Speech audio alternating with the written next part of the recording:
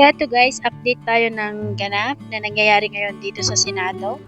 Ang kapulisan ay nandito ngayon sa may kalsada at pinapausog po yung mga gamit na nandito. Ayan, para daw magkaroon ng space yung daanan ng mga sasakyan. Kaya pinapausog yung mga inukupang space ng mga kasamahan natin dito. Tungkol po dito sa korupsyon na nagaganap sa ating bansa, itong flood control scam na kung saan ay trilyon-trilyon, napakalaking halaga ang nawawala sa pera ng taong bayan. Itong mali-malitang pera na ninanakaw ng mga opisyales natin. So, dapat nagkakaisa tayo upang sa ganung mga kababayan ay sama-sama nating singilin at panagutin itong mga magnanakaw na mga buhaya.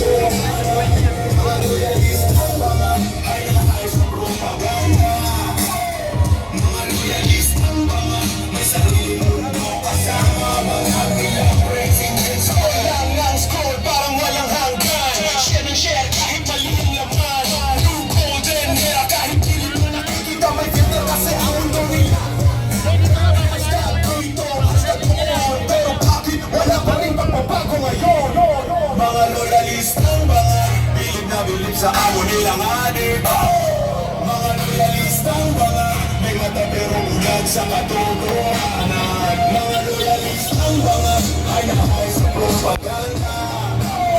Mga loyalistang mga may sariling mundo kasama bangag nilang presidente.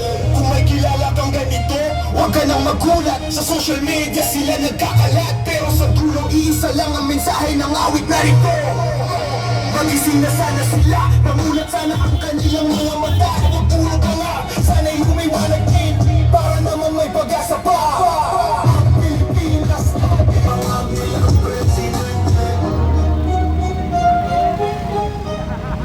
President pro tempore, ano ba? Alam nyo, meron kaming dictum sa batas, what is illegal from the very beginning is illegal up to the end. Okay. Pinanahawakan nila yung 1949 case. Yun pong Abilino versus Cuenco. Sapagkat ang provision po ng batas doon by the majority of the members. Ano ba? Dito po, yung Abilino versus Cuenco na yun ay inilibing na, ibinaw na sa hukay ng 1987 Constitution. Kaya hindi na po pwedeng gamitin yun. Bakit? Ano po ba ang sinasabi doon sa Article 6, Section 16, Paragraph 1? The Senate shall elect its officers by its own members. So, inilibing na po ng 1987 Constitution yung sinasabi nila na Abilino versus Cuenco. Ngayon, iniuusog ni Will Gatchalian ang pagiging Senate President pro tempore. Ako po ay nagpapaalala sa lahat ng empleyado ng Senado. Marami po dyan mga abogado rin. Alam ninyo, kapag illegal ang utos sa inyo, kayo ay hindi dapat sumunod. At kapag kayo ay sumunod, magkakaroon kayo ng pananagutan sa batas. Maliwanag na maliwanag po ang sinasabi ko. The Senate shall elect its officers by all of its members. Ano po ang ibig? Naglahat. 24. Ibig sabihin, majority ng 24 dapat 13. Meron pong kasunod na provision yun. Ano raw ang mga i-elect na officers, ha? Pakinggan po ninyo. Senate President, Senate Pro Tempore, Senate President Pro Tempore, Sergeant at Arms, at Secretary of the Senate. Apat po yun. Nag-elect sila nang wala namang majority by all of its members. Ibig sabihin, yung mga posisyon na yun ay void from the very beginning. Mula kahapon yun, void. So, bogus. Akin po sinasabi sa lahat ng empleyado ng Senado, magkakaroon kayo ng pananagutan kapag yung void na utos na yan ng mga void officers ay inyong sinunod. So mga kababayan ko, maliwanag po ito. Ha? Yung sinasabi ng taga Wambol University. Taga Wambol University. Ano po? Wambol. Sinasabi niya, Abilino versus Cuenco. Ay nako, 1949 pa po yung kasong yun. Inilabog na. Yun ay nililing na. Ano po? Nililing na ng 1987 Constitution. Yun. At sinasabing by majority of all its members. Ibig sabihin, kung 24, dapat 13 ang mag-i-elect. Mga mahal ko, kababayan, sana nagkakaintindihan na po tayo. Attorney Green, total nandiyan ka na, abogado. Para ma-educate po kami lahat dito na hindi masyadong marunong sa batas. Paano kung hindi pa magdesisyon ng Korte Suprema at igigiit nila 12 kami, 10 kayo, kami ang masusunod? There is a usurpation of authority. Because hindi mo pwedeng baguhin yung provision ng konstitusyon. Maliwanag na maliwanag eh. Ano po? Una-una sinasabi nila, Abilino versus Cuenco. Kasi yung, alam kasi, nung matandang taga Wambol University, ano po, 1949, actually, yung lolo nyo na parusahan ng Supreme Court eh. Ano ba? Anyway, yun po, batas na yun, ano po, decision ng Supreme Court, yun po ay wala ng effect na yun. Sapagkat ang Constitution po ay nagsabi na, majority by all its members. So kung 24, 13, ano po? At sinabi pa rin po, 4 ang pwede i-elect. Senate President, Senate President Pro Tempore, Sergeant at Arms, at saka Senate Secretary of the Senate. Hindi na po ako magpapakahaba. Maraming salamat po sa inyo. At ipagpatuloy natin ang ating pakikipaglaban para sa tunay na demokrasya ng ating bansa. Maraming salamat, Attorney Green, sa inyong mga pananaw. Pag nakikita po na nandito po tayong lahat ngayon. Yes! At yung binanggit po ni Atty. kanina, tama po yon sa legal. Alam din naman po nila yan eh. Alam nila. Kaya lang, ini-illegal nila tayo dahil sindikato ang gobyernong ito. Tama! Sindikato. Sabi nga ho, ng magkapatid na tulpo, bend the law. Bend the law. Nahawa na ho yung ibang senador na nasuhulan ng administrasyong ito, kaya lahat ginagawa. Ngayon, nakakalungkot lang, ninanakawan na tayo, ginagago pa nila tayo. Sobra na.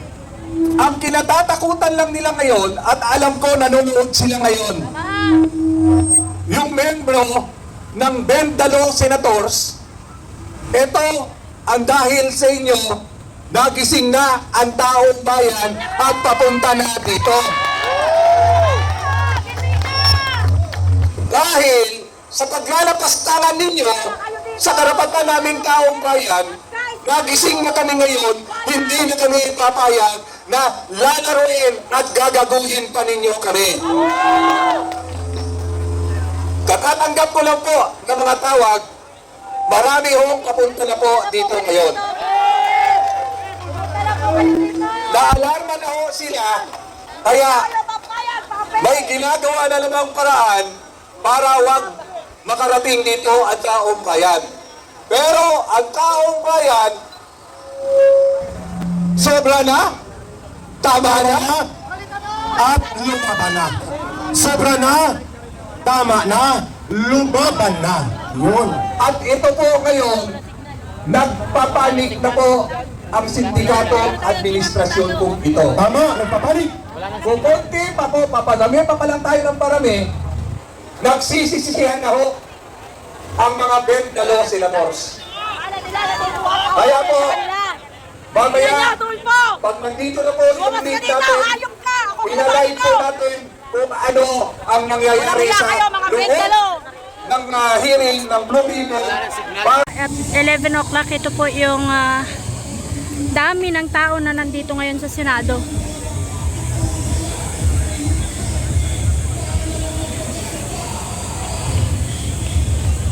So both sides po ng kalsada ay may mga tao.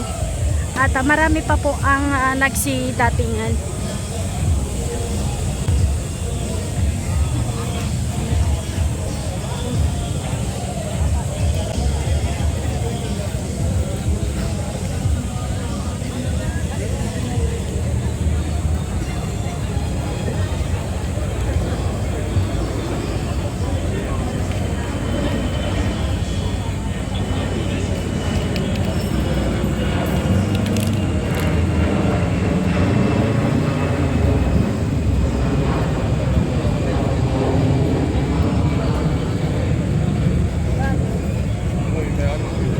Ibigan ko lang, hindi ko muna nakami.